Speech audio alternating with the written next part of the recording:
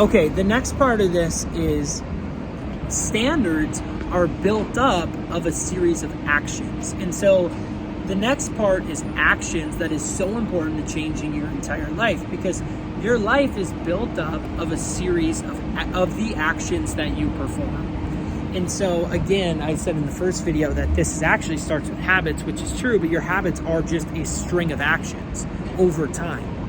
And so if you know that your life is built up of the habits that you have on a day-to-day basis, and your habits are built up of the standards that you have created in your life, and you know that the standards you have in your life are built on the actions that you're doing every single day, then it's important to recognize, well, what are these actions and what do they need to be to get me closer to where I need to be or where I'd like to go?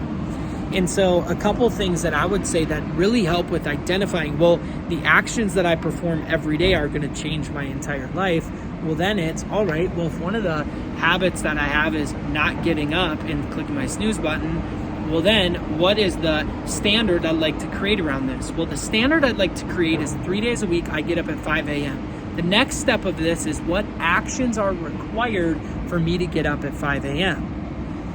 And when you think about that, like, okay, well, what are the actions required of me to get up at 5 a.m.? Number one is I have to actually get up out of bed, okay? Well, to get up out of bed, I need to be excited to get out of bed. And so think about, what are the actions you usually do when you get up at 5 a.m.? Well, for me, I need to go to the gym.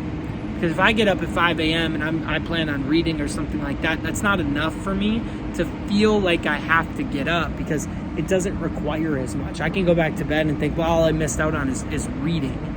And so to set myself up to get up at 5 a.m., to go to the gym, for me, the actions required are I need to pack my bag the night before. And so whatever those actions are for you, you have to identify what they are. And so let's say you're somebody that wants to read a page out of a book 5 days a week. What actions are required for that? Well, you have to first have a book. So if you want to read 5 pages, do you know what book it is, right? And then the other thing is, where are you going to read that book? So the action required to read a page a day for 5 days a week is you have to sit down and read the page. Well, where are you going to sit down, right? And if it's, well, I don't know exactly where, maybe it's, maybe I'm going to read whenever I have time. Well, then is the book with you at all times? And so one of the actions that has helped me, that I heard from one of my mentors, is have a book in every location. And so for me, it's not even that I'm reading one book at a time. I have a book in my car. I have a book in my office. I have a book next to my bed. I have a book on my nightstand. Like, I have a book in my backpack right now. I always have a book so I can read that one page wherever it is, whenever it is.